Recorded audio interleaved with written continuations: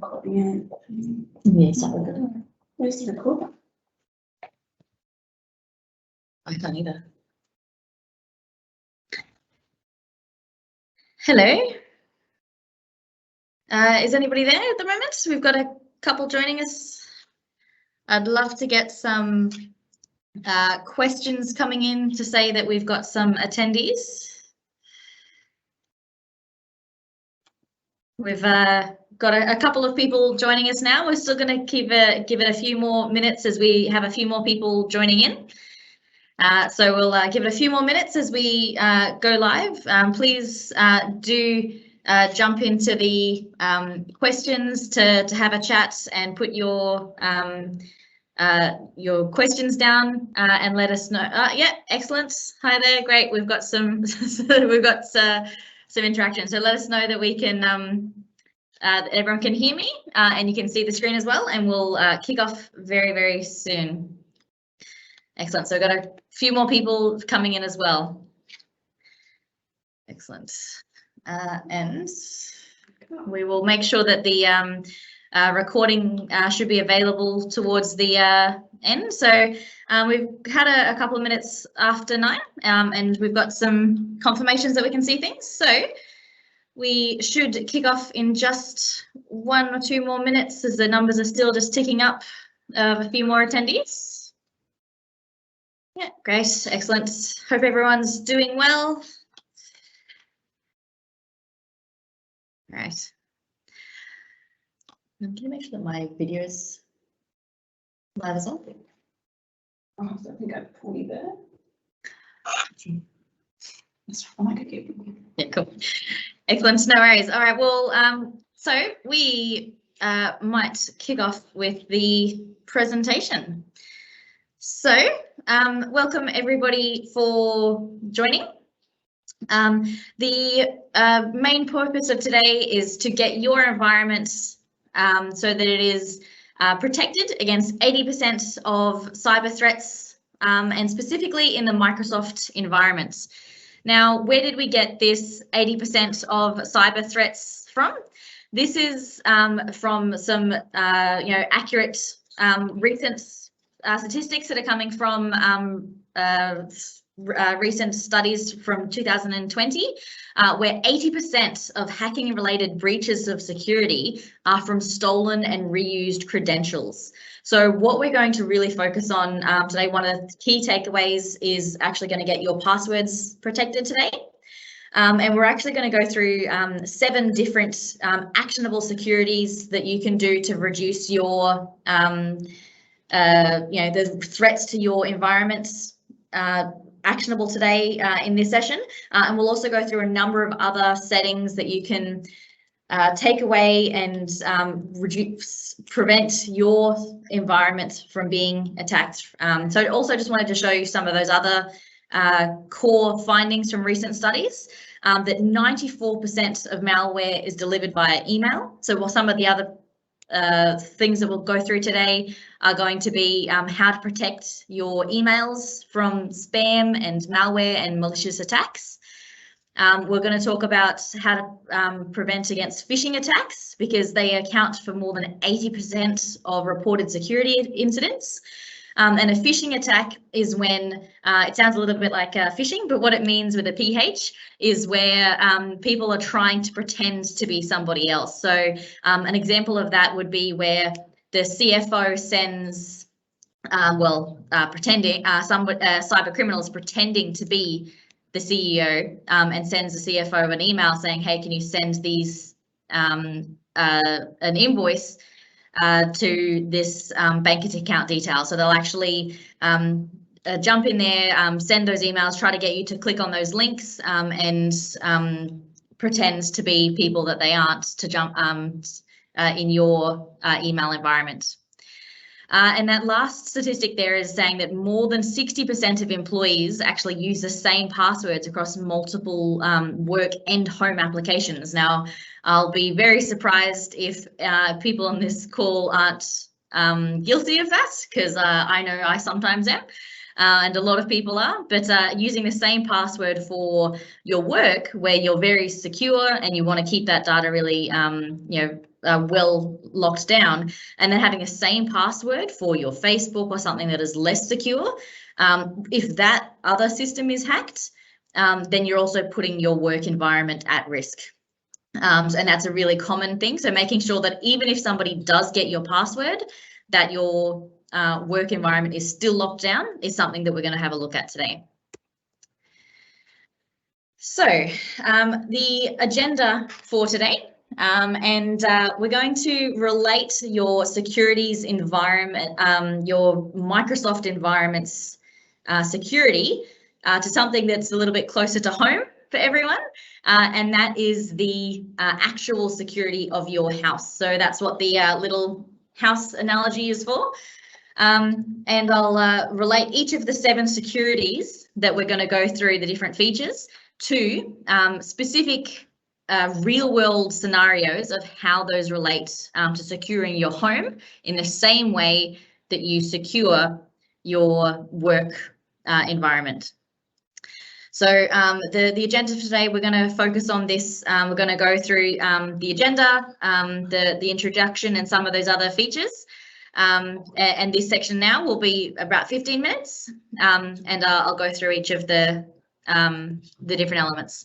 So the first thing that we're going to do is we're going to check your secure score, and what that is doing is that's actually like just having a look around your house. So Microsoft Secure Score is the secure score that Microsoft actually gives your environment. So they rate your environment out of, give you some points. So it's a percentage. It gives you out of 100 points what your score is actually going to be. So we're going to get everyone to check. And if you're brave, I would love to hear what everybody's score is. So I'll give you a link to check that in a moment. But how that relates to our little house analogy is that it would be like just having a look around your house and seeing if you've been broken into, and just getting an auditor in or something and giving you a score to say how secure your house currently is, or perhaps an insurance saying, well, I'm not going to insure you because your house is very unsecure. The next thing we're going to have a look at is enabling auditing, which is like in the house analogy, installing cameras. Microsoft auditing is putting a track on every single event that happens in your Microsoft environment. So it is watching every single time somebody downloads a file, uploads a file, deletes emails, logs in, shares documents. It is creating a log of every single event that every single user does. So it's like putting cameras in your house to watch everything that's going on. And we will make sure that you have an auditing enabled today. That's something that we're going to take away. And then if you do have it enabled, then we can go back and run some reports and have a look at some of those things that have been going on in your environment. So that'll take us about 5 minutes. The third one we're going to have a look at today is making sure that you have multi-factor authentication enabled. And that's where that really big one comes in for that protection of 80%. Because if somebody does get your password, having multi-factor authentication is going to give that second point of call to protect you against those those passwords. So even if they get your password, you'll get a text to your phone to confirm that somebody is trying to log in as you. And we'll have a look at the settings so that you don't have to get it every single time. It's something that you can choose to happen every 30 days or 60 days.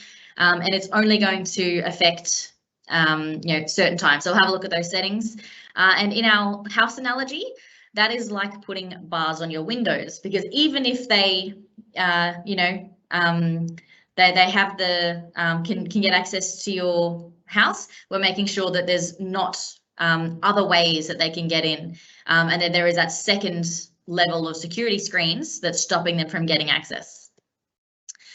The fourth thing we're going to have a look at is setting up alerts in your environment so that when something does happen, you're actually notified, because there's no point having cameras on if you're not having either somebody watch them full time or there's actually a ping that lets you know when something happens. So we'll set up an alert for some common things that could go wrong, like bulk deletes or a huge influx of malware detections, and we'll set up some alerts for that.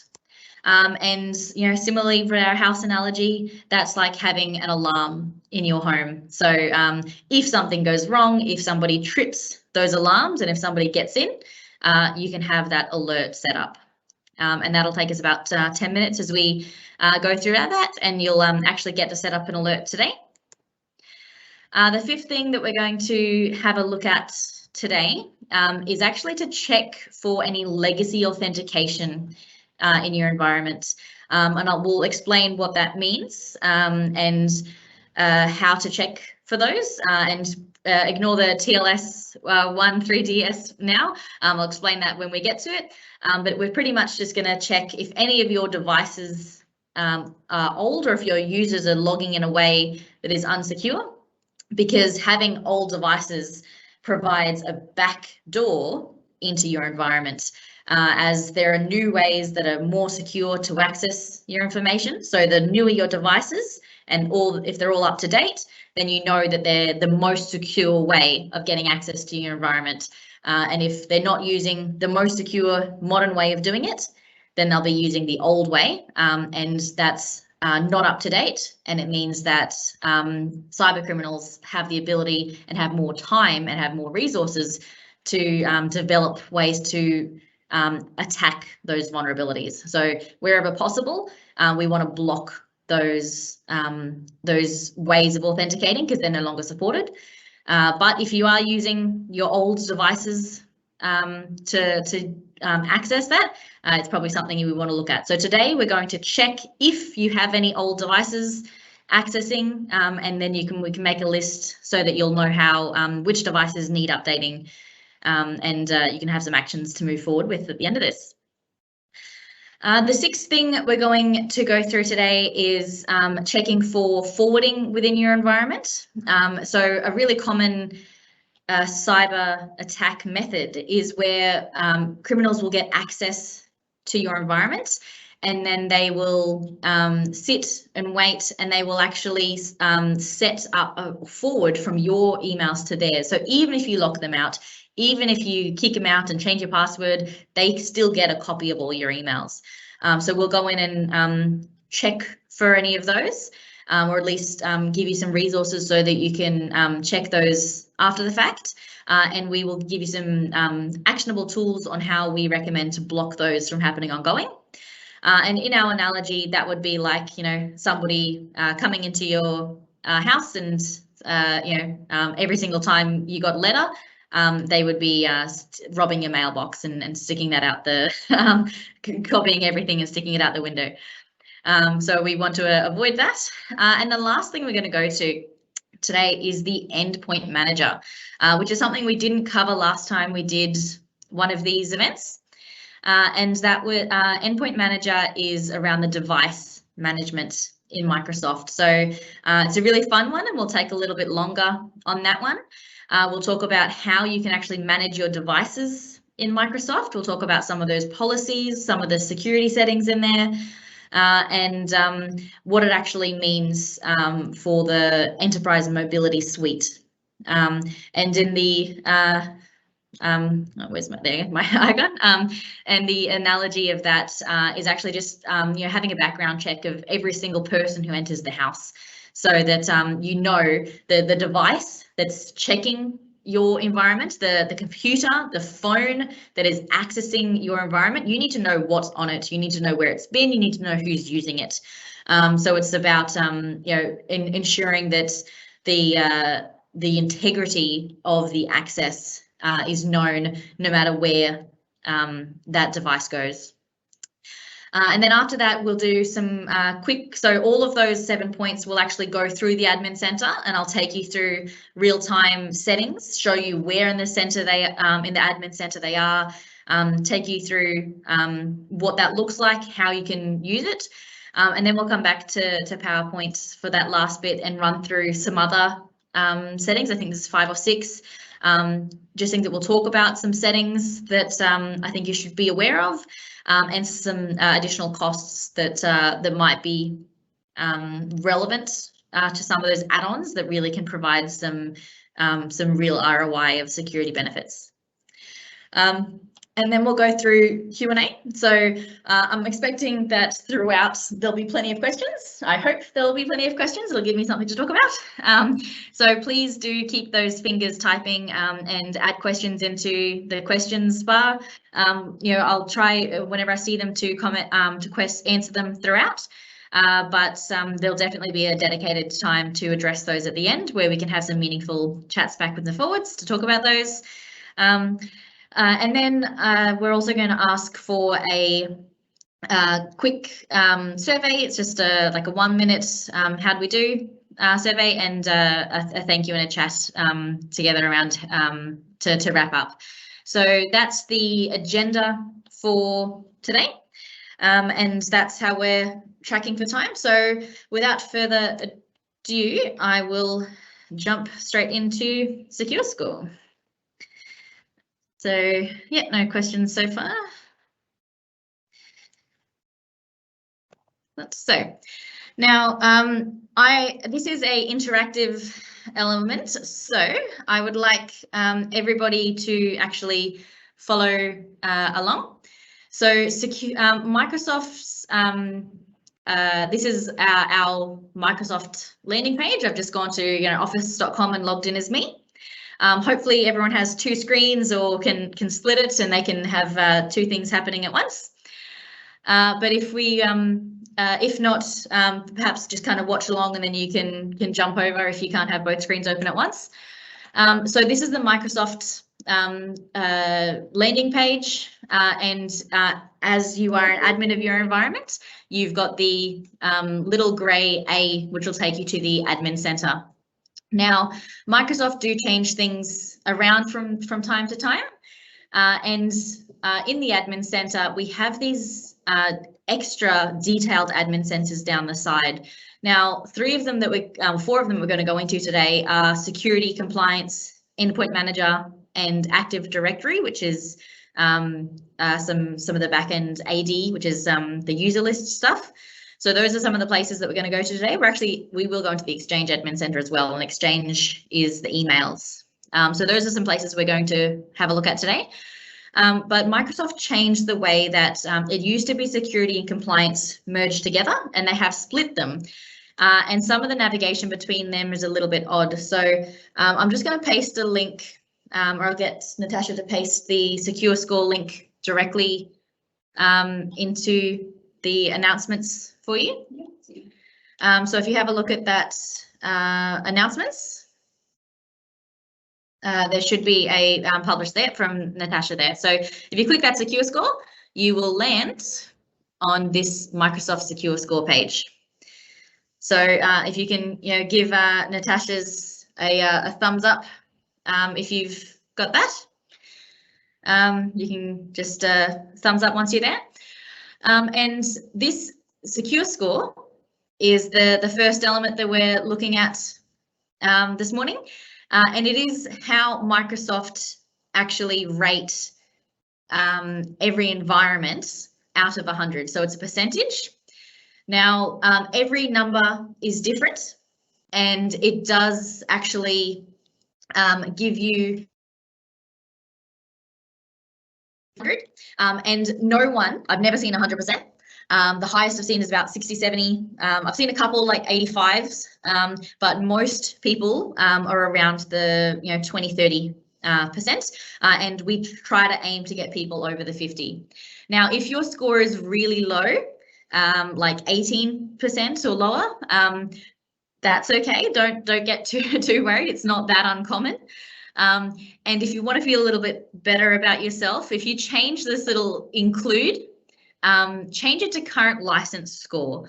So what it's currently showing you is 40% out of the total possible score you could get. But if you choose current license score, it's going to tell you your score out of the licenses that you currently have. So Microsoft have different levels of licensing. You've got lower licenses, and then you've got higher levels of licensing. And the higher levels of licensing have more security features that you could enable. So if you pay for higher licenses, you have more features that you could enable. Now it's going to tell you that if you bought more, you could have more. But out of the licenses that we do have, our score is actually 80%. So without buying any more, there is still room for improvement to get to that 100% with the licenses that we do have. But that's going to make you feel a little bit better about it. So if anyone is feeling brave, I would love to get a reply on Natasha's comment there. You can reply. And if you want to put in what your score is or what your current license score is, so that we can, see what we've got some scores on there. No pressure, no concern. And a lot of you are coming up as anonymous as well. So yeah, it's all right if you're feeling concerned about the number, but it's you're not alone. So we've seen plenty that are 15, 18%, that sort of thing. And I'd really love to get somebody replying to Natasha with what their security score number is, or if you're having any troubles with actually accessing the page. So yeah, that's the secure score there. And you can see here that it actually tells you how many points you have out of the total number that's achievable. And you've got throughout the middle there all of the different elements that you could do to increase your score. Now, if you were to click on one of them, so this top one says turn on sign-in policy, it actually tells you how to do that. So some of the things that we're going to be addressing today are covered in here. But so this one's turn on sign-in risk-in policy.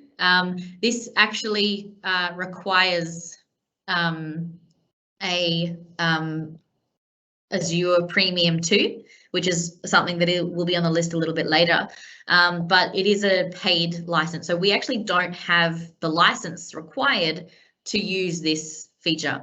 So we can't turn this on, which is why we're not getting points towards it. So it's useful to actually click in and have a look at these, but some of them you may not be able to do.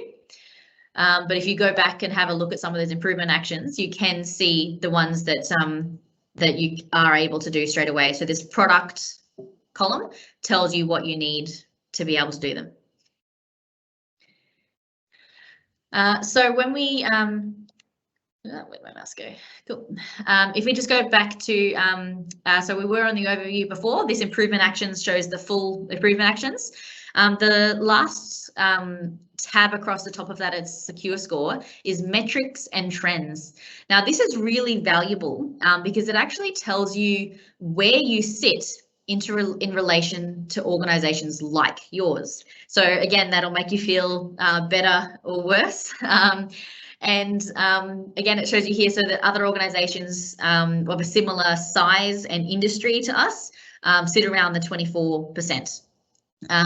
So that is something that is not particularly uncommon.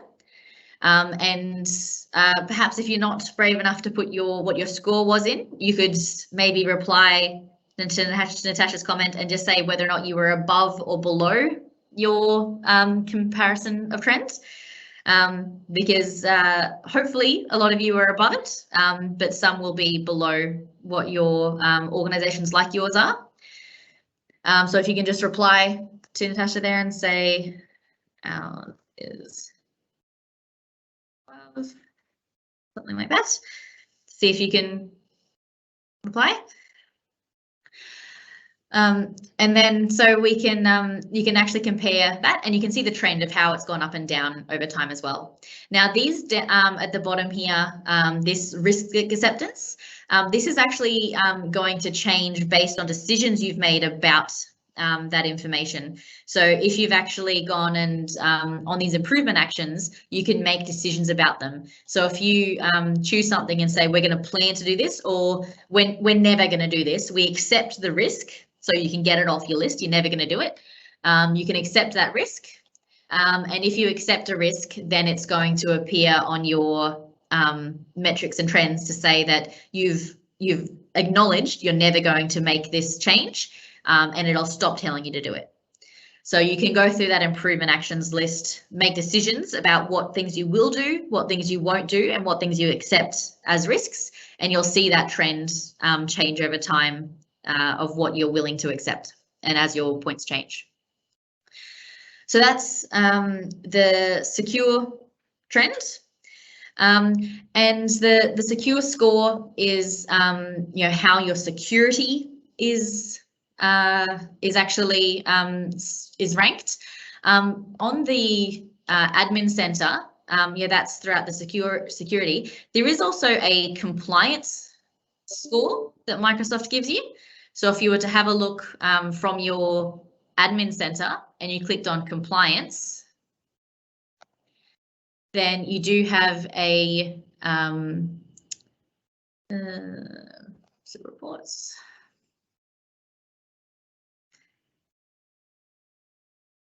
It's just compliance manager. It does give you a compliance score as well. Now, we don't have time to go through that today. This is a security setting, not a compliance setting, but it is worth having a look through there because it also gives you some key improvement actions through there. A lot of it is around device management, which we'll talk about as our 7th point. So that is our secure score section. So after secure score, we will talk about auditing. Now, both the compliance center and the secure center have this audit section. So where we are in secure score has audit down here, and in compliance center, they both have audit. So they both have this audit and they look exactly the same. So no matter where you are at the moment, if you go down to the bottom left and click audit, you will see your audit screen. So please do click to the audit screen there.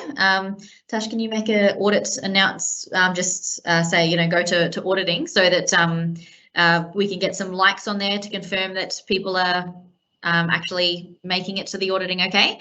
Now, if you haven't got auditing enabled, you will have a big yellow bar across the top that says, please enable auditing, and a big button that says enable. If you have one of those, please do it, because there is, it's really, really valuable, and it's just like installing cameras. Microsoft has spent a lot of time making sure that there is no concerns around privacy. The information is only stored in here for 90 days. But if it's one of those things that if something goes wrong, it is so good to have. You really need to make sure that auditing is enabled in your environment. So if you don't have it, please do make sure that it is. So if you've got a yellow bar, click that big enable. You won't be able to search for things straight away because it takes a day to actually have those audit trails start to check. It's, has to be enabled before it starts logging activities. But if you don't have the yellow bar and it looks like mine, where you do have an actual search, then you can actually look for some things. So through here, you have a date range, you have activities, you have users, and you can look for a specific location as well.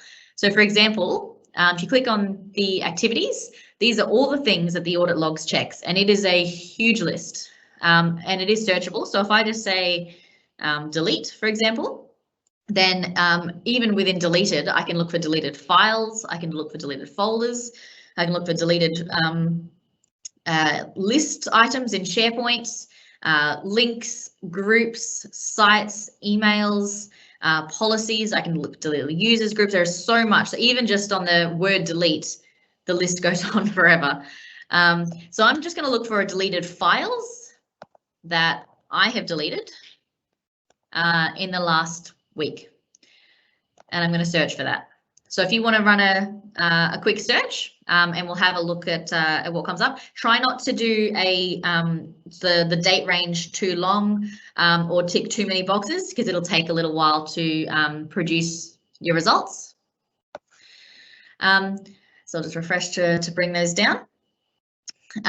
Now, once you just wait and it'll come. So it looks like I've only deleted one document in the last week, which is probably fair enough, which is one PDF. Now, what it shows you here is it shows you when, the exact time it happened, what the IP address it was, so what device you deleted it from, who did it, what happened, what it was, and the exact details of where it lived. So you click on it and you can see a lot more information. So you can see it was in the browser. You can see what exact device I was using when it happens, and a lot of information around the exact information for deleting that. And now this is quite user friendly to consume the audit data in here. Unfortunately, when you export it, the results, it is quite unuser friendly. So I'm just opening Excel, which I'll bring up. So normally, if you have more than one result, it's rows and rows and rows, but it's really ugly. So you still have the date, the user, what happened, but when you've got the information, it's all of those extra columns in one big field. So we've done a number of audit results for clients where we actually have to interpret these results, and we've got some data manipulation spreadsheets where we can run some PowerShell scripts to translate this into something that actually makes sense, because it is a very long and convoluted export. So for a typical end user, the export function probably isn't that user friendly, but actually just getting the results here is quite valuable. So if somebody's deleted something, or you think somebody's doing something suspicious, or you need to know when something has happened, you can come in here and have a look about when people are accessing each other's mailboxes.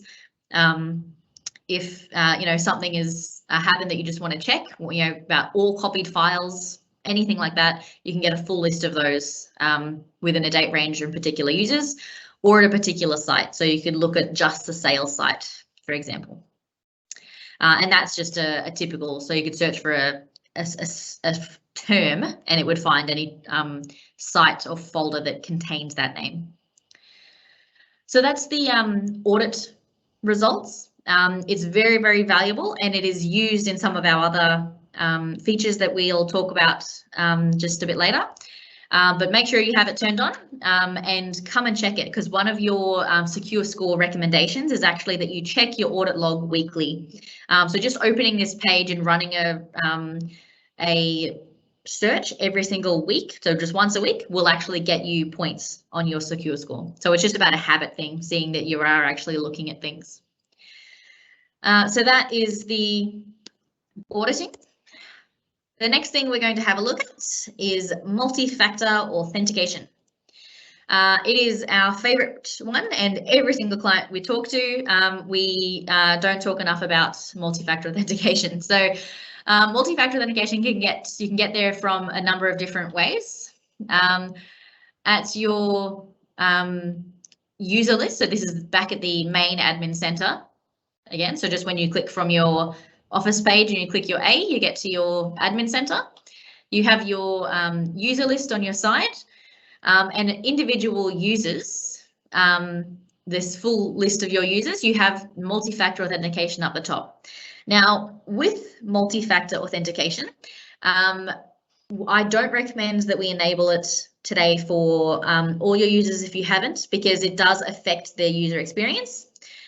So it is something that we can enable for just yourself today if you don't have it on. But we'll have a look at the settings and some of those options. But it is something that we we do recommend you have for later. So Tash, can we put the PDF in there? So we have a user guide that we'll put in as announcements, and if we can't put an attachment as an announcement, we may just send it out at the end of this as a follow-up to everyone, to have that user guide so that you can help your users get multi-factor authentication, because it does need a bit of a change management piece. You want to make sure that everyone knows it's coming before you enable it. So what multi-factor authentication is, as I mentioned a bit at the start, it's that second method of authentication at the start. So you put your password in, and then you also have to get a text to your phone or the authentication app. So there's actually a Microsoft Authenticator app on your phone, and you just scan a QR code when you go through the process. And once you've actually configured that on your phone, it just pops up as like a notification on your phone, and you say approve, which is way easier than having to type in 6 digits. So that is the way that we recommend most people set up that, because you can also have it on multiple phones. So a problem that people often have is they have a work phone and a home phone. You can actually have multiple phones with the same authenticator app on the same account if you need to. And then you can have the secondary text messages if you don't have that phone on you or something like that as well. So when you set up your multi-factor settings, so I've just clicked that setting at the top there, you can actually choose what options are available to your users to be allowed to authenticate. So they can choose when they set up their multi-factor authentication, whether or not they're allowed to, when they type their password in, the next step that they get to authenticate with, they can get a phone call. So they can, Microsoft will call them and it says, please press hash to confirm, and then it hangs up. They can get a text message to their phone. They can get a notification through the app. As I said, it's a pop-up and they just click approve. Or they have to, on the app, they have to open the app and get a code that they type in. So those are the 4 options, and you can disable them. So if you never want that call option because you don't like it, or you don't want them doing text and they have to use the app, you can choose here to enable or disable those different options. So that's how you go through those. And this second one is something that's really important because this allows you to have users remember specific scenario. So it's not just remembering a specific device, it's actually remembering a specific login scenario. So it's if you're at a new internet connection, a new device, or a new browser, it is actually going to challenge that multi-factor authentication. Because you remember the whole point of having MFA is so that if you lose your laptop in a taxi or somebody gets your password, you want it to challenge their next time they log in to make sure it's them logging in. So if you've lost your device and they log in from a new internet connection, it is going to challenge, even if it's within that 60-day period. It will still challenge that user to make sure that they are going because it's at a new internet connection. So it'll just get them to, it'll get that ping code once and you will get the code and they don't get access to your device. So that's how it does still manage to work even when you're not asking them for 60 days. But if they're always at work, always at home, then they don't get the text message every 60 days. Sorry, they don't get it every single time. They only get it once every 2 months. Or you can make it, 30 days or 14 days, whatever that might be. So that's how you can, make that a little bit less annoying for your users. You can also put specific IP. So if they're at work, you can put your work IP address in, and they'll never get pinged from there. But that is a risk that you'd have to take if somebody was to hack in from your work address as well. So you'd probably need to just be careful around those. So multi-factor authentication you can do per user. So you actually tick which users you want it turned on by. So you tick somebody specific, and then you can enable or disable. And so there's options where you have it either enabled disabled or enforced. Now, those disabled obviously means it's not turned on. Enabled means that it is turned on for them, but they can skip it. So they have the option to, when it pops up and says, your organization wants you to turn on MFA, they can skip for 14 days. And during that time is a risk period. If you then enforce it, so here's, I'll just disable it, this one. So it's disabled for that individual. And then you can enable it. So it says we're enabling multi-factor authentication for that person. So you can do this for yourself. You can scroll through till you find your own name and you can enable it. And then you can, it's the third level up from enable is enforce. And if you enforce it, it means they don't get to skip it. Next time they log in, Microsoft is going to ask them, your organization is trying to secure their environment. Please set up multi-factor authentication. So the very next time they log in, and that will then require them to download the app or put the text messages in, put a text in to actually confirm their account. So that's how you would do it per individual, and you can do it in bulk. So you could select all, and as long as they were all on the same setting. So I can't do it because these people are different. But if you had all disabled, you'd be able to enforce or enable for everyone. So that's how you'd be able to do it individually, one at a time. You can also set it up so that it's a policy in your environment so that every single person has it. And that is easily linked from the Secure Center as well. So in our Microsoft Secure Score before, they one of the recommendations is to enable multi-factor authentication. And it's in there, it links to a policy in Microsoft Azure that you can enable for all. And so even if it's not turned on per user, it means that every single person that comes into your organization will have MFA turned on by default. So that's a policy that we do recommend you have. It does, this policy may only be available for different types of licenses. So it's available for all of the enterprise licenses. If you have the business licenses, you may not be able to have this conditional access where you require every single organization, every single user to have multi-factor authentication. So I won't go through into details of that, but it is another option where you can require multi-factor authentication for every single role. But it goes through those details of how to manage that.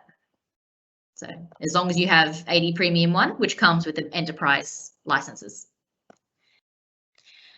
Excellent. So that is multi-factor authentication. Hopefully that made a lot of sense, and we will send through the user guide and the admin guide at the end of this, so everyone will be able to follow the steps on how to set it up for you and how to set it up for your users, because it is the #1 most important thing to get your environment secure against threats. Remember at the start, 80% of attacks are password based, so it really is the most important one. Out of all of this, if you do nothing else, turn on multi-factor authentication because it is so important.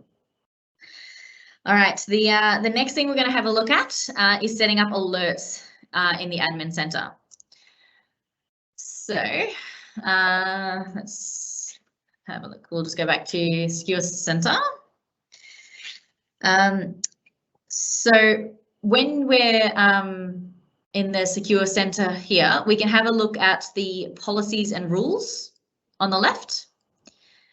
So that policies and rules will then take us to some of those background policies and rules in the background. So hopefully you can follow that along. So click back to Security Center to get to see this one, and then policies and rules. And when you can see that, the second one down is alert policy. So alert policy is then going to show us a list of all of our policies that are sending alerts. So we've got a couple, and I'll show you how we can create a new one. Now, this is another one of those settings in your environment that is dependent on your level of licensing. So your E level of licensing has more options and your business levels have slightly less options, but you should all still be able to do it. So creating a new alert policy. Let's create one for bulk malware. Let's create one. And this is going to be a medium severity. So this is just your call. This is what we're doing now is creating an alert. So I'm going to get an email when something happens. I want to know when all of my staff get a spam email at the same time. And I'm going to say that is a medium thing to worry about. It's not, oh my God, the world's burning down. It's not high severity, but it's a medium thing to worry about. And this category is, again, just for your own filters so that you can have a look at your policies. And I'm going to call this one a threat management, so I can actually manage threats. So I'm setting up a description of my alert that I'm going to create now. And now we're setting up the what we're actually setting an alert for. Now, remember how we looked at that audit search? This has that same list of activities. So when before we're searching for delete for something that I deleted, we have delete policies in here for bulk deleting. So if somebody goes and deletes more than 30 things, I get well, our admins get a delete, get that as well. But here I'm going to set a policy for when malware was detected in an email message. So when Microsoft detects malware in an email message, inbound. So you could also have an alert if we were sending malware, because that's a pretty important thing to know about. You want to know if your staff are accidentally sending out malware. Maybe it means they have a virus on their computer, or maybe it means you have a cyber criminal already accessing your environment and are sending out on your behalf, and they're trying to island hop, which is a common criminal activity where they get in your environment, don't attack you, but they use your contact list to attack your clients and your suppliers. So it's probably useful to have a outbound alert as well. So you can set one up to let you know if your environment is sending out malware. But so you can have, I'm just going to set it up for an activity where we were detecting incoming malware. But now that happens all the time. So I don't want it I don't want an email every single time. But if we, when the volume matches 15 messages within an hour, so that's a huge amount. So if I might make it 10. So if we get 10 malware within 1 hour, that's a pretty high amount to receive all at once. And we can add conditions in here as well. So we'd be able to say, if it's from a particular sender, or if it's a certain type of threat, which is a series of different categorizations of threat within Microsoft. So there's further configuration that you can make around that. You can also determine if they're applied to all your staff or just a particular staff. But this is so here that you could say it for all users or a single recipient. But no, I want to know if 10 malware in 60 minutes across all users, because it may be a single email is going to everyone. And then I'm going to click next, but you may only care if it happens to just one user or one particular group, like your sales team or something. Now, when that happens, who do you want the notification to go to? Now, I don't really want to get those emails. I'm going to send that email to my support team so that they can do something about it and let everybody know, hey guys, you would have just received this email. Please don't click on any links because it is malware. Cool. And you can also put a limit on these notifications. So if, for example, you're setting up a policy, an alert for deletion, and you say anytime there's a delete for more than 10 things, send us an email. But then suddenly one of your staff members are going through and deleting thousands of things. You don't want to get 100 notifications. You know, you're going to get the message in the first 10. You're already going to know it's a problem. Maybe you can set the limit. They don't trigger this policy more than 10 times in a day. But I'm going to put no limit on this because if it keeps happening, I'll we'll keep letting them know. So you can set up a limit on your notifications. And then you just review that to confirm. So we're going to call it bulk malware. It's a medium threat for us when 10, we'll get 10 malware within 1 hour across all users. Support's going to get a notification to just let us know, and there's no limit to how many notifications they can get in a day. And we'll turn it on right now. But you can choose to prepare a bunch and then come back and turn them on later. And so that'll just keep it here but disabled, and then you can come back and turn it on later. So that's a good way to prepare them and then let your staff know that they're coming. So we'll turn that on right away. And that is how you set up policies based on your audit log. Now, I think if you have the business levels, you may not be able to set some of these actual, sorry, just quickly go on. You may not be able to set some of these volumes. If you're on a business plan, it may be a little bit more rudimentary. You may not have as many settings here, but you can still set some alerts. So just have a play with it and see what options you do have when you're setting up alerts.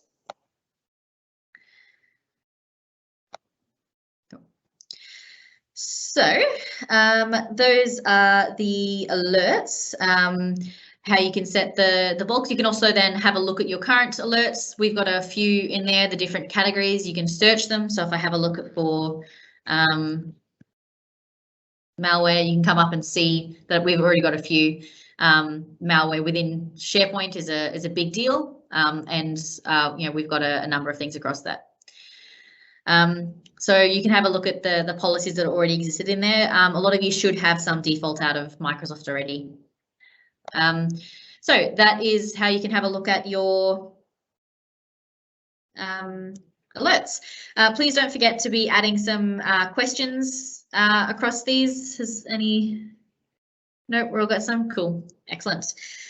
Cool, so we'll keep going along, conscious of time as well, doing pretty well. I'll move over to the next thing we're going to talk about is the legacy authentication. So what that means is that in, I think it was 2018 for Windows devices and 2015, sorry, other way around, 2018 for iOS and 2015 for Windows, because they did it first. The authentication method was improved. So previously they used to send how it authenticated. They'd send a username and a password, and that was encrypted in a certain way. So they would go and ask Microsoft, is this the right user? Give them the password. Microsoft would say, yes, it is. That changed for Microsoft in 2015. And Apple caught up in 2018. They changed it to a better way of encrypting and authenticating. So that is called the legacy authentication, which means before that, they did it in a different way, which was less secure. Now, Microsoft still support the old ways of doing it because a lot of people still have pre-2015 devices. But a lot of people don't. I mean, that was a long time ago now. So, but a lot of your tenants will still have it enabled to allow that method of authentication. So we strongly recommend that you block that method of authenticating. So say any old devices are not allowed to get into our environment.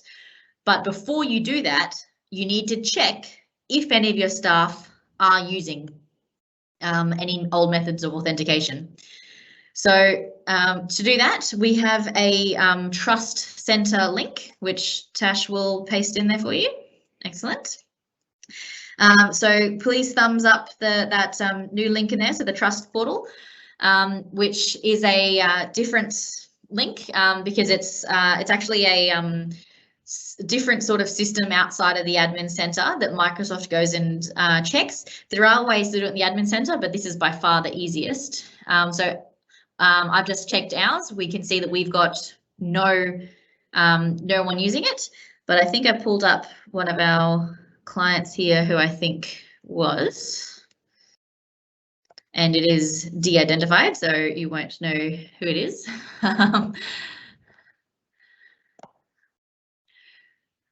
but you can see once it loads.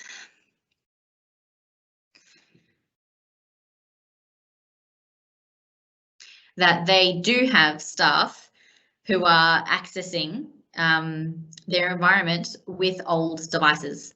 You can see the number of logins. So this isn't devices, it's logins. So it's every single time somebody signs in from a mobile, from a PC, from a any device, it's counted as a legacy login. And so you've got those different, the two different colours there are the two old methods. So there's TLS 1 and 1.1 are the old ways of authenticating. So there's multiple people doing it. Now you can get there's an overview which just gives you a count of it gives you the names of people and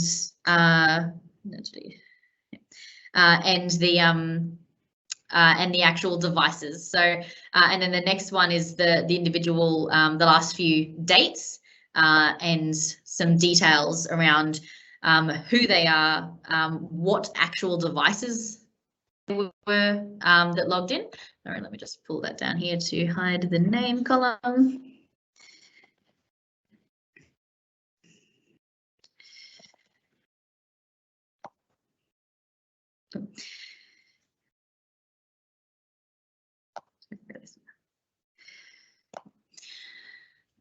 So I've just hidden some columns with the tenant information, but you've got, so the date that it happened on, you can actually see what exact device it was. So kind of like the last ones, you can see it was a Microsoft Office 2016, and it was Outlook. So they've got a 2016 Outlook on a Windows Pro device, and this is the IP address for it. And then we've got the individual users. So we've got their accounts names there, the exact time, and the URL that they're logged in. So we can see exactly what users, what time, and what device was logging in with an old legacy way of access. So those are some old, so how you can actually download the reports to see who's logging in and accessing those. And that's the Trust Centre. Now, I'd love to get a comment or a post in there. Did anyone actually have anything coming up on that? I'd be very interested to know, as most organisations have that as a problem anymore. Because it's, it was quite a while ago, but I'd probably say about 1 in 5 of our clients, especially not-for-profits, still have old devices, and they kind of, it's just too low on the list to worry about upgrading devices from 2015. They've just had PCs sitting on their desk forever.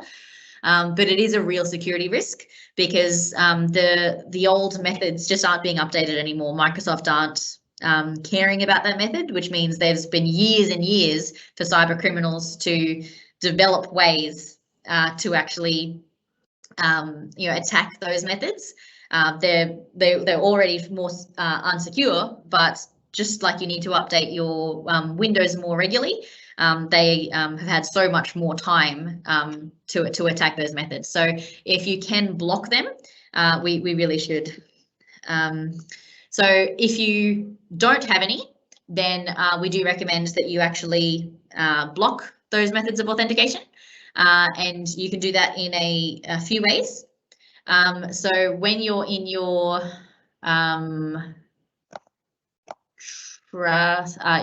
security center,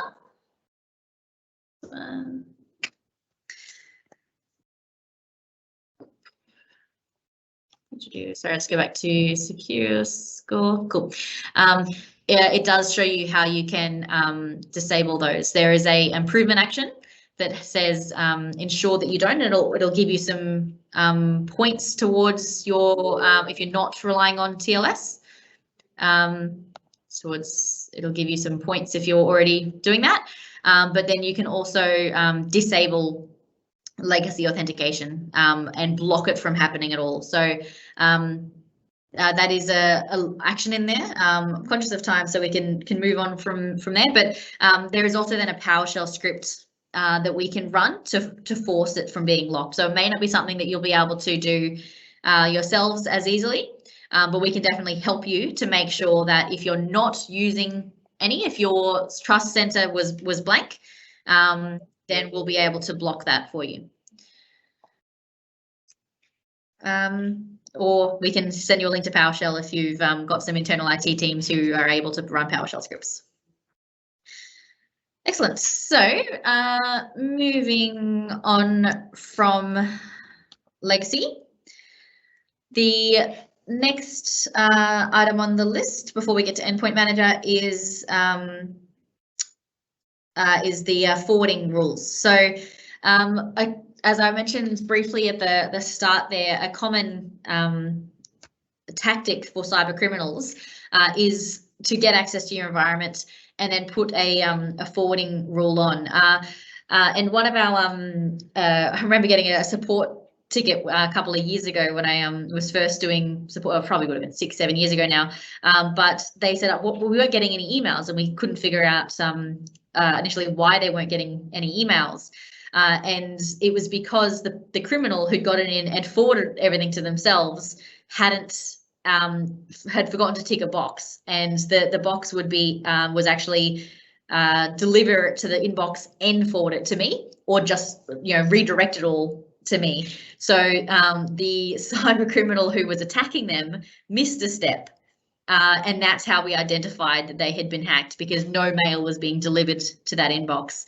We weren't actively managing that. They just called up every now and then and asked for some help. So we hadn't done a security audit. We hadn't told them to get multi-factor authentication in that. It was many years ago, but it was just luck that their user experience of not getting any emails and calling saying, hey, where are all my emails going, allowed us to identify that they were being attacked and block that forward and actually stop them from all of their emails being forwarded out of the company. Whereas most cyber criminals are smarter than that and forward all your emails out and don't let you know. And you don't know that every single email you send and receive is being sent somewhere else. And the purpose of that from their point of view is for social engineering, so that they can pretend to be you, they can pick up your habits, they can impersonate you to others, and that they can get company secrets, and they can get logins, they can get access. It's another reason why we recommend not sharing sensitive information via email when we talk to our clients. So we will show you how to have a look. Now, you can do it in a number of ways. You can do it in the audit log.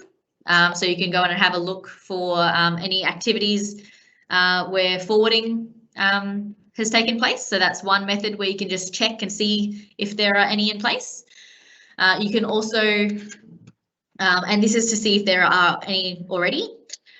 You can then go to your Exchange admin center. So Exchange is email. So this is just from that main admin center again, Exchange.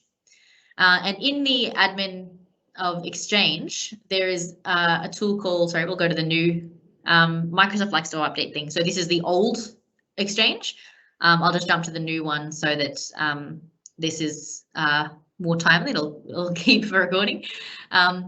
This is the modern Exchange Admin Center. So we then have mail flow. And this just means that the setting on the side here is following the flow of mail. So where it actually goes and where it is redirected. And we could do a message trace. So if you've got, a specific example, we'd be able to check where we could trace an individual's user mail. You can actually do, custom queries or start a trace. So this is a good tool. If someone's not getting their emails, you can look at a particular email, a particular user and trace their email to see where it was delivered, if it went to junk, if they forwarded it, and trace their mails. But to check for forwarding, you have a look at rules. So in this rules, this is the place where admins would set up a forwarding rule. So you may have it so that there would be a rule here that said any email that came to Kim was forwarded to someone external. So having a look at your rules is one of the first places to check to see if there's anything in here. Now, most cyber criminals are smart enough to know that admins are smart enough to know to check here. So they won't do the rules in the correct way here. They will actually do it in Outlook, in the client side. So when you have your Outlook open and you've got those rules at the top, they will open up Outlook, they will log in as you, and then they will do a rule, because those rules do live in your mailbox. And even if you kick them out, even if they delete that Outlook, that rule still belongs to your mailbox. But it's really hard to identify here. So one of the things that we then recommend is disabling the ability for your staff to enable external forwarding from Outlook. Okay, I'll say that again. What we recommend is disabling the ability for your staff or anyone through Outlook to turn on a rule that enables external forwarding. So yes, it does impact your users because it stops them from having the ability to set up a rule to send all emails external. But how often do you have a real business need to do that? Very, very rare that your staff will need to set up a rule to send all emails externally. And if they do need that, you can do it here for them in the admin center legitimately. That's traceable. Whereas it is so worth the risk to prevent hackers from doing that, that we definitely recommend disabling that as an Outlook rule. So the way that we can do that is in the remote domains. So that just pretty much means any external domains. And when we click on the default domains, it actually pops up all of the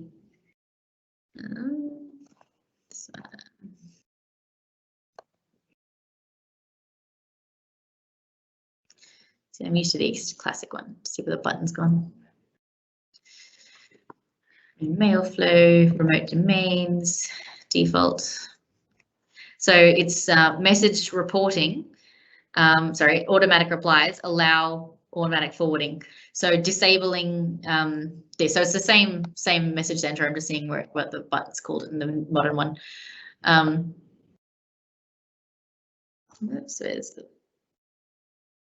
So this is the remember, sorry, I know I clicked around a lot just then. The admin center is modern and classic, exactly the same features, it's just a prettier overlay. So this is the classic one.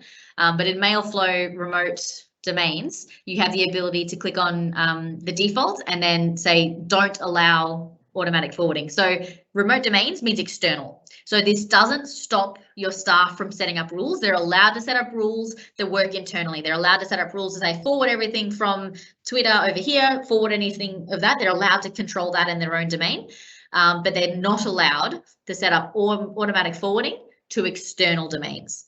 And that's what we recommend, to untick this box because it'll prevent a huge risk of automatic forwarding in your environment. And the business case where your users will legitimately need to be able to do that, they can come to you and you can do it in the mail flow correctly. So that's automatic replies. That button will be in here. There you go. Perfect. So on the modern one, when you double click the defaults, email reply type, you can then say allow automatic forwarding and untick that one. So you don't want them to be able to do the automatic replies. So that's how you do it in the modern one as well. This remote domains, default, untick automatic forwarding. And that will really, and it'll actually stop any that are automatically in place already. So it's going to it'll disable that are in place. So maybe just check with your staff, do the audit log search, see if any staff are doing it, check with them, ask them, hey, why are you forwarding everything you get to your Hotmail account? Maybe you're trying to do something dodgy as well. But yeah, definitely go through those steps, check the mail flow rules, and then disable that. And that's going to improve your secure score and save you a lot of those hidden threats that are hiding in the background of the house. Any questions from that? No, look all good. Fortunately, had a user who recently left. Oh dear. All right, cool. All right, so the last of the 7 core sections of our house analogy is EndPoint Manager, which is device management. And it is a fun one because it's something that is new to Microsoft being really good at. Microsoft is good at so many things, but within the security set, I would say probably 2 years ago, Microsoft Intune, which is the core feature set of the EndPoint Manager, was okay. It did its job, but it's now in the last 18 months, it has come so far. It really, really is worth it, to the point where we've had about 4 clients drop out of other tools to come into this because the other tools just can't compete anymore, and prices are being slashed to try and compete with Microsoft's EndPoint Manager.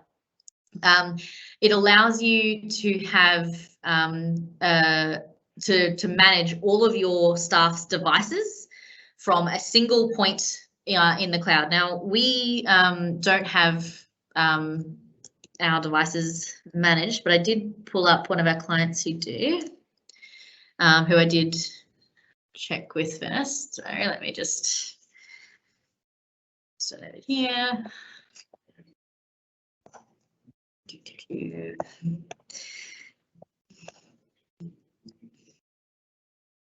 Cool. So device EndPoint Manager, it's the way that it works is so that every single once you have licenses for EndPoint Manager, so Business Premium, the new Business Premium comes with device management, or the enterprise licenses, you can get EndPoint Manager as an add-on. As soon as you have those licenses, you get this new EndPoint Manager as an option in your environment. So on your admin center, you have EndPoint Manager appear. And within the EndPoint Manager, you have the ability to start registering your devices. So you apply it to users, and then as soon as they log into your environment, their devices start popping up. And being able to track those devices, it'll start telling you what platform they're on. And it'll just start happening. It'll just start telling you, all the devices, who they belong to, who's logging in as them. And once you have all that information, you can then start doing things with it. You can set up policies. You can do anything that you used to be able to do with your domains. Sorry, what is it? The group policies. You can do through Intune. And it works through the groups component. So you'd actually have different levels of access. So you may have the consultants out on site, or the nurses in the clinic, and the sales team, the management, and they all have different needs on their devices. So they all have different apps installed. You may have your finance team that has MyOb installed. You may have your admin team with Adobe Pro. And so you can actually list out all of the apps that your Windows users need, all of your Mac and Android devices. So it works for phones and PCs. And listing out all of those apps, you then apply them via policies to your groups. So you say that your admin team need these apps, your sales team need these apps, and just by simply linking those together, as soon as somebody within those groups opens up their device, it asks them, do you want this device managed by your company? And you go, yes. And then it will install those apps on that device. So it will allow you to go and pick up a device from JB Hi-Fi, as long as it's got Windows Pro on it.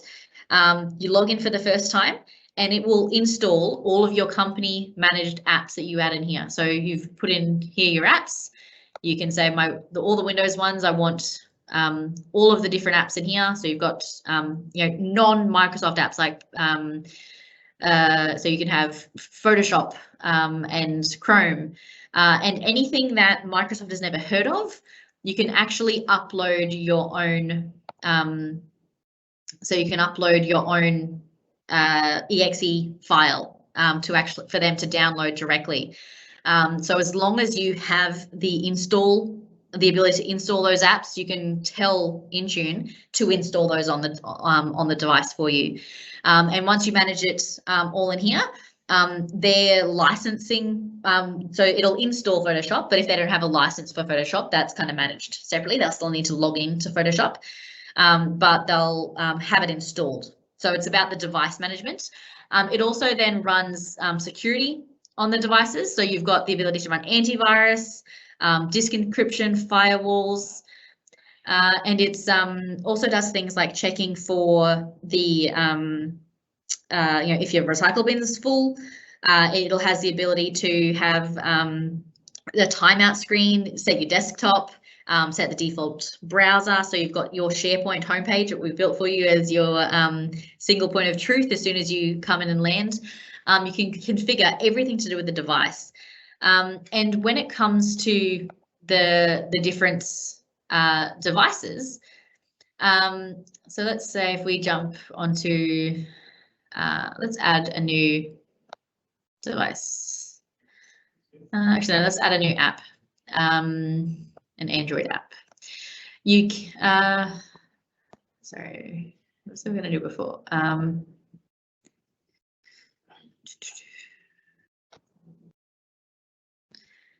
What's it going to do? There was, I was going to show you how you can have the BYO device or a company-owned device. So when you actually set them up, you can add it so that, let's say, when they send something, you can choose to whether or not you apply them to things that are controlled by the company or things that are just BYO. So you may have a company laptop and your own home laptop, but you want to work on your company stuff at home as well. So your company-owned laptop, the organization gets to control your timeout screen, your junk bin, your antivirus, everything about your work laptop. But at home, you have your BYO device. And when you log in to your work, it says, do you want to control this device with work? You say, this is BYO. There's three options there. It's company owned, it's a BYO device, or no, you're not allowed to control it at all. And then you can choose if you let them in at all.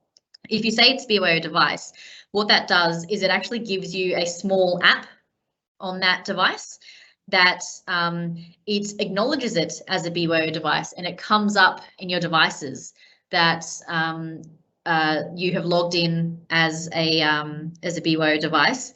And it allows you to actually manage just the company stuff on there. So it'll let you install all of those optionally. So out of that list of apps, it'll give that list to those users and say, which one of these company apps did you want to install? And they can choose. So it won't automatically give them everything that your company device will, but it'll give you a little pop-up that says, yes, I want Photoshop, yes, I want Adobe, and it'll install them. And then when that user leaves or when you disable the user, depending on your policies, you can pull that stuff off their BYO device. You can retrieve anything that your company has put on there back out based on that company ran applet. So you don't control their My Documents, you don't control their company device, whatever they do, sorry, their BYO device, but the company stuff on there, you do own. So you can retrieve the OneDrive off there. You can retrieve the synced SharePoint files. You pull all that back off. And that's a really powerful tool. And it will and PCs. So that's the security settings around the EndPoint Manager. really is takes it all to a whole new level and saves a lot of time and effort when it comes to actually managing your device, and is by far the most user-friendly and advanced security device management tool. It's leaps and bounds ahead of the automation for things like SolarWinds and some of the other tools out there for device management, because you can set up the policies and the scripts really easily, and it integrates with so many of the applications. So yeah, it's really changing the industry for device management at the moment. It's just so easy to set up. The policies and things that you can go through, you could spend weeks setting up policies around. Same thing with group policy, like, you know, people in this group get these, people in that group get those, but it's also quite simple if you need it to be. The defaults are sufficient for most organizations. So that's you know, the device management side of things. There's quite a lot around the dashboards that you get in there as well. So it tells you around that compliance center, and a lot of those errors that it gives you can't come back to that compliance center that I showed you towards the start, because compliance is a really big deal for the endpoint manager to actually, you know, install the different apps on there. So with everything in Microsoft, the dashboards are really helpful, and there's always learning tutorials and points on how to actually get more out of that. Is there any questions around the, did you give the display center? Yeah, press center, cool. Cool, thank you. Awesome, no worries. So that is the endpoint manager. We made up quite a bit of time on there. So the other, back in a little bit into PowerPoint now, the next few settings, I think there's a series in here that I want to just talk about briefly, and there's some screenshots, but out of the admin center for a bit now. So sit back and relax and just watch. These are particular features that we also recommend that you have that are really going to improve your overall security. Some of them do impact your actual score.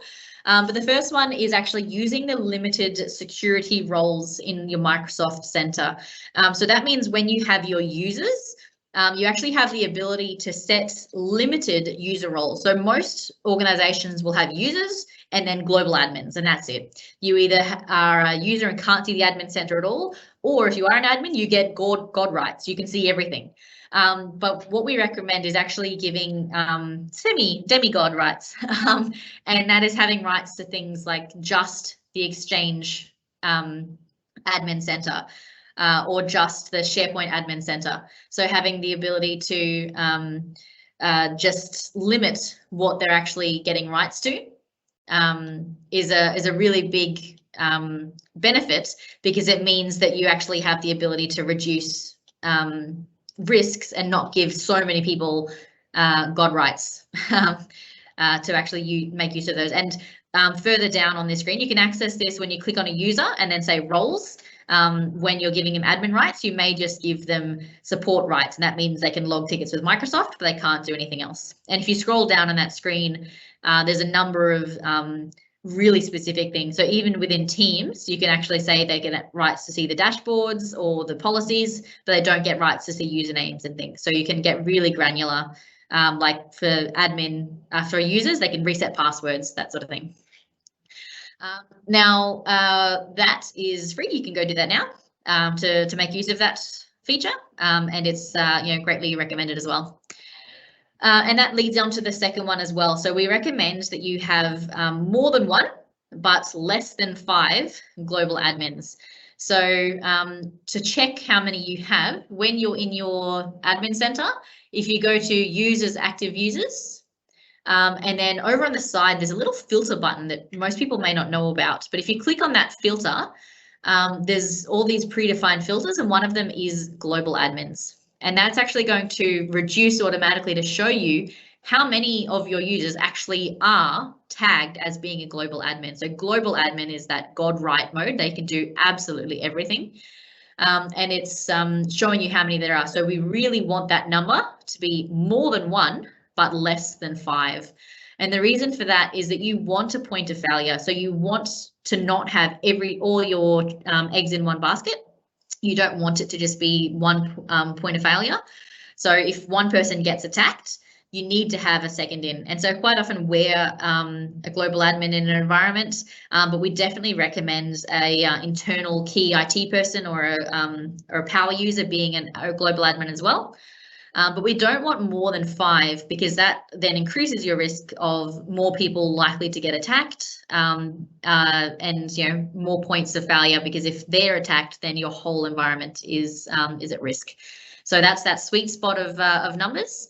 And again, that is a free thing you can do now. So just make sure you don't have like 8 global admins, especially if some of them are blocked users who don't work for you anymore, or old IT providers. Make sure you take away their admin rights when you're disabling them, because there's no point just having disabled users sitting there as admins.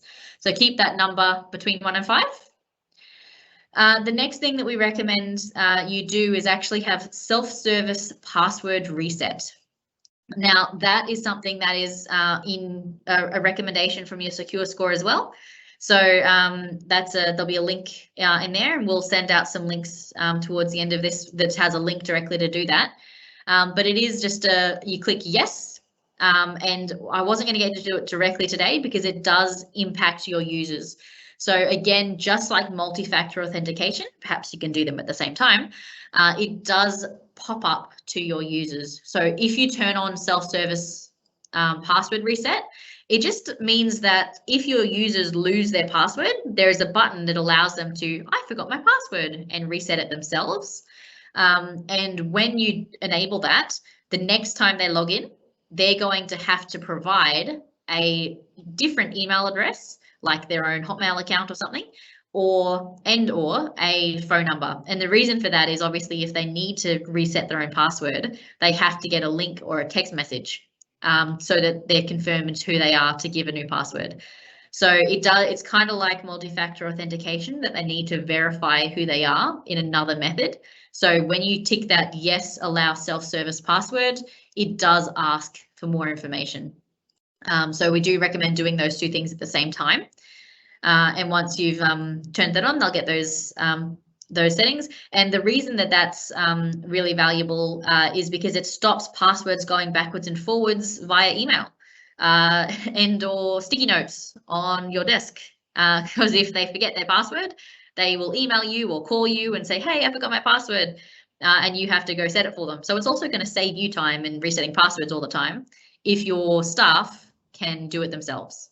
And it's just when they forget their password, there's a little link that says, I forgot my password. And that is free as well. You don't need an extra license for that. So just ticking that box and telling your staff that they're going to get that pop-up next time they log in is going to provide you some extra security and save you time resetting passwords.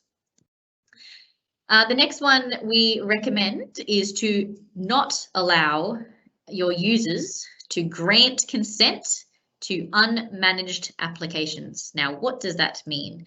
That means that throughout everywhere in Microsoft, there are apps. There are super cool apps that you can add in Teams, in SharePoint, in Power Automate, in Power BI. You can click the 3 little dots and add things all over the place, which is awesome. Microsoft is great at integrating with things. You can add Twitter, you can add all sorts of things. But what that also means is that it is another vulnerability. There are unfortunately hackers out there who spend their whole time creating a harmless little weather app or a news feed, really valuable question app. And in the background, it is also a malicious attacker who, as soon as you grant consent, as soon as you say, yes, I want to add this news feed or this weather tracker to my environment, and you grant consent to it, suddenly they have a backdoor into your environment. So it is a threat, having all of those apps hanging around in your environment and having every single one of your staff the ability to authorize that. So what we recommend instead is there's an option to say, no, not everyone's allowed to do that. If they want an app, they need to ask permission. So those drop downs are still there. They can still see all the apps, but if they pick something like a weather app or something that's not an approved app already, then it just means they have to ask you for permission. You get to choose who gets that email, and it'll just send that person an email with their comment, and you can just click approve or reject, say, yep, they can have it. But it takes that onus back to the IT team to make sure the app they're requesting is legitimate and not a dodgy 1 download 0 stars app that they're installing. So that is another thing that we recommend. It is on the list for improvement actions from the Microsoft Secure Score, so you'll find that one in there as well. It is free as well. It's just a tick box. There is very low user impact until next time they go and try to add an app. So that's something you can do straight away to get some Secure Score points. And it's a small action you can do that people just don't think about. But yeah, definitely recommend doing that one because it's a quick win and it's free. Now the next few ones do incur additional costs, but there's so many different ones that incur costs. I've included just a couple of my favorites that aren't too expensive, but are very, very valuable and return on investment wise.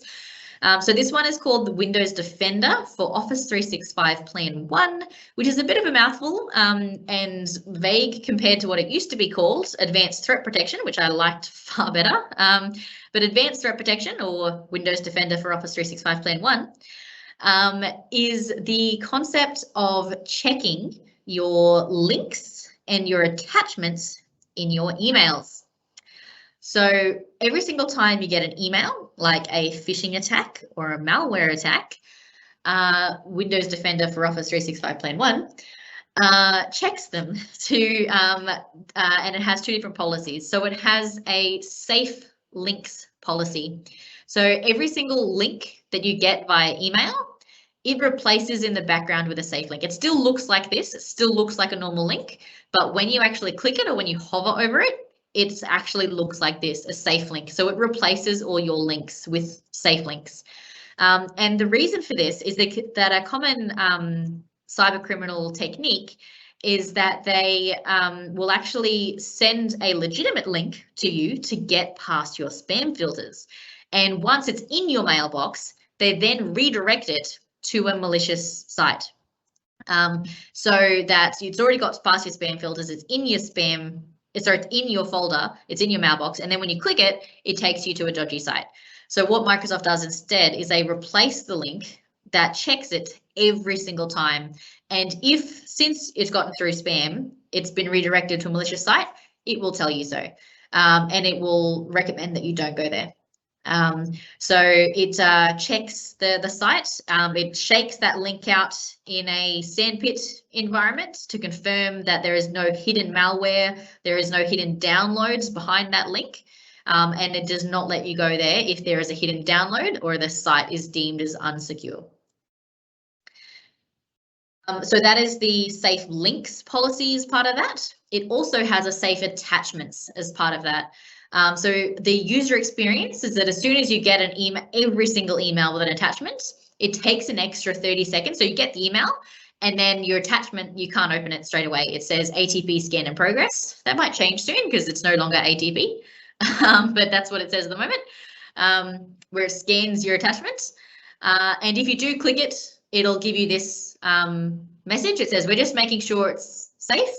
And it's shaking that attachment out in a sandbox environment, again, to see if any tiny bugs are falling out of those seemingly harmless PDF or attachments. This only takes like 10-30 seconds. It's very quick. So if you get an email and try to open it straight away, you may have to wait a couple of seconds.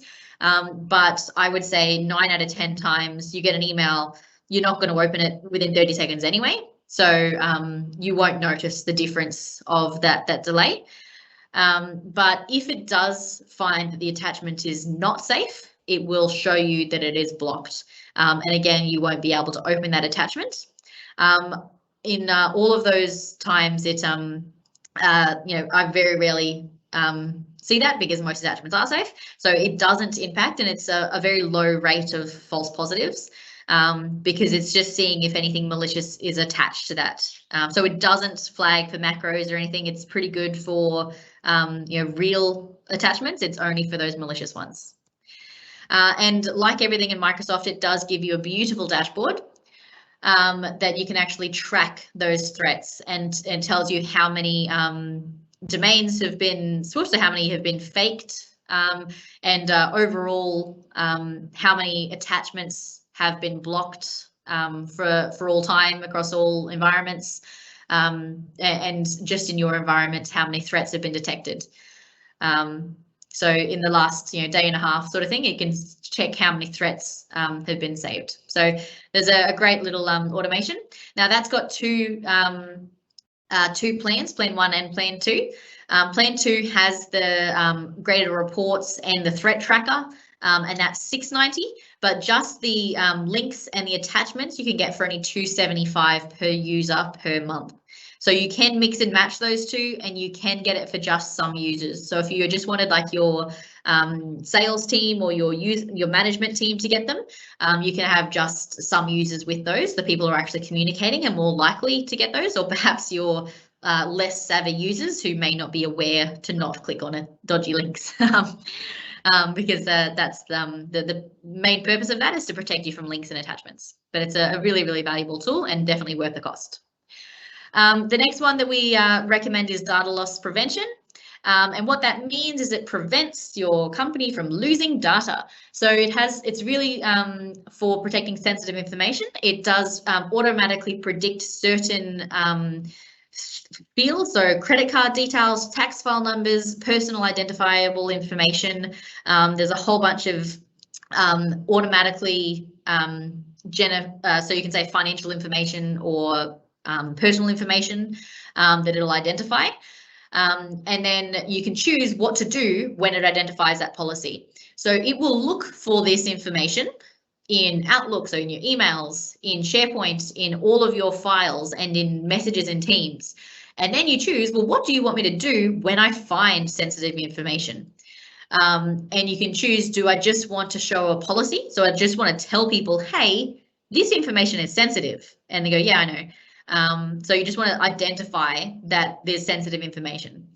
You can then also choose to do something when a lot happen. So if there's 10 tax file numbers all at once, then send someone an email about it. So if you're sending something out, or you can actually restrict it from happening. So block them from sharing it.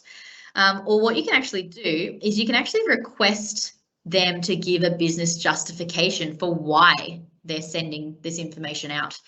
So so this up here is a policy tip that is appearing. It's like, hey, we've found some customer information that you're sending out.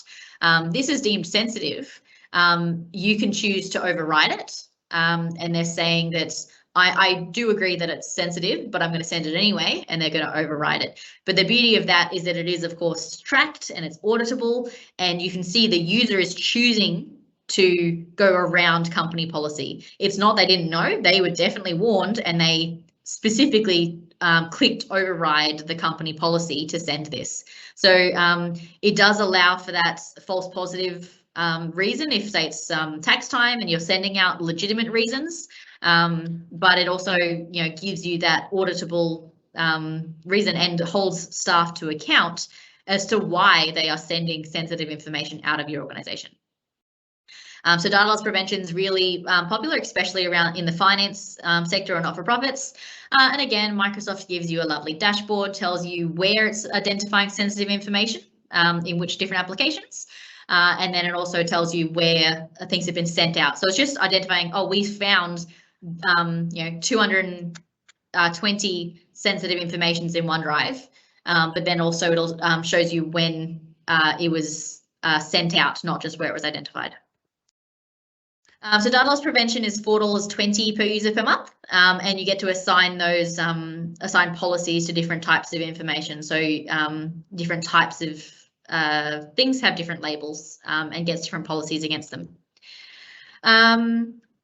The next one is around risky users and risky sign-in policies. So I think this was one I clicked on right at the start of the Secure Score thing, and it did flag that I needed Azure Premium 2 for it.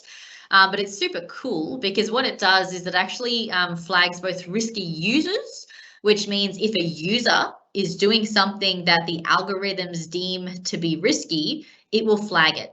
So if I always spend my time in the delivery site in SharePoint and I'm doing operation stuff and I'm emailing people, and then suddenly I go in and download a bunch of invoices, or I open the executive folder and open every single file in there and open them all and close them, it will say, hey, she's doing something she doesn't normally do. That's weird. And it'll flag it as as activity that is risky for that user. And it'll flag it as a particular risk. And you can identify activities that you consider risky, or it does just via algorithms what it thinks is risky behavior. And you can then dismiss or confirm you being compromised. And it, again, trains the algorithms to what to look for next time. So other than risky users, you can also look for risky sign-ins. So I didn't realize that was so blurry, sorry. When you have risky sign-in policies, you can determine, so for example, if someone logs in Sydney and then 10 minutes later they log in Brisbane, that's, geologically impossible. So that sign-in is risky. Obviously, someone else has their login. It's not possible. So it classes the login as a risky login. And you then get to choose what happens in that case. So when there is a risky sign-in, what do you want to do with it? Do you just want to force the multi-factor authentication? Even if they don't have it normally, you can just push it this once, or you can block their sign-in. So the second it happens, that's unusual, you can go, no, you're not allowed in at all. You have to contact your admin to unblock your account. This is uncommon because people find it annoying. But if people are never going to be traveling, or it also does it like 2 a.m. if you sign in at 2 o'clock in the morning, and it'll say this is a risky sign-in and block that sign-in. It doesn't block the user, just the sign-in. So then the next time they sign in from their usual account, it'll just let them know, and they need to verify who they are.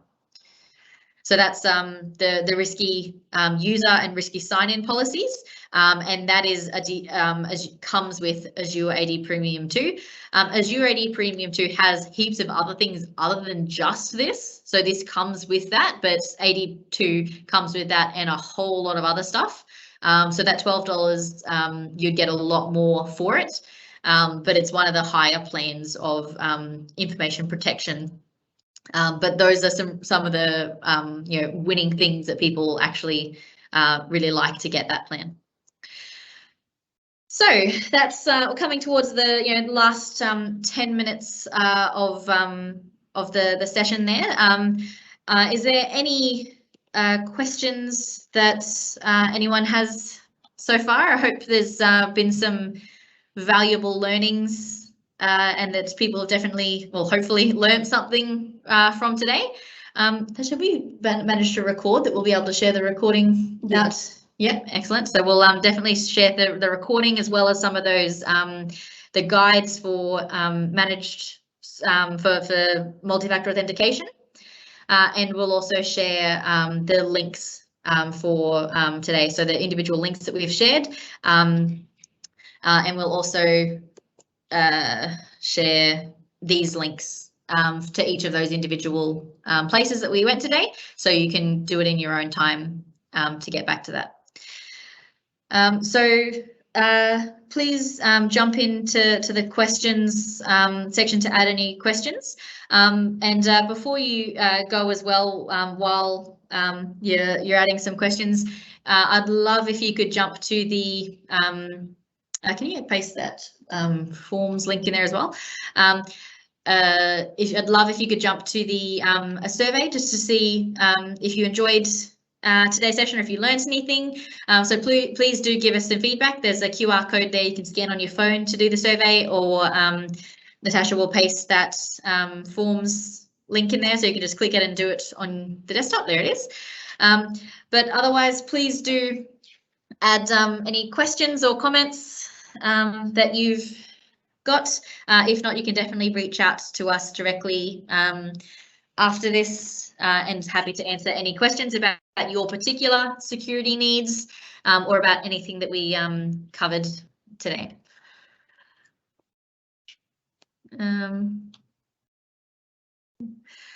Just know, so yeah, cool. We did get a couple of private answers about their secure score as well. So yeah, big differences between those numbers. So that's great. Will the slides be available? So we'll provide a recording of the whole session.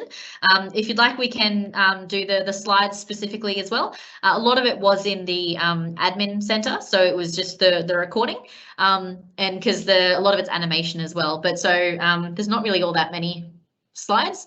It's really just the links of the slides. So, but the recording definitely will. And the links will be available afterwards. The rest of the slides aren't really that interesting.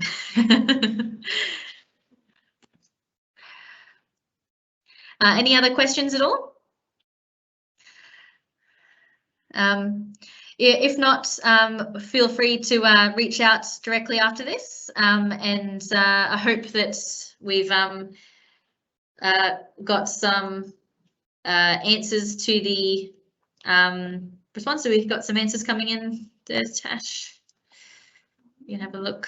Yeah, we'd really appreciate if we could get some of those in. But I guess if there's no more questions, then I'll let you lovely people go and carry on with the rest of your day. And really appreciate everyone for taking the time out. It's been lovely speaking with you. And I hope you've learned something. So thank you all for attending, and we'll catch up next time. Thank you. You can, yes, we can jump out now. Thank you so much. Have a good one. Thanks, guys.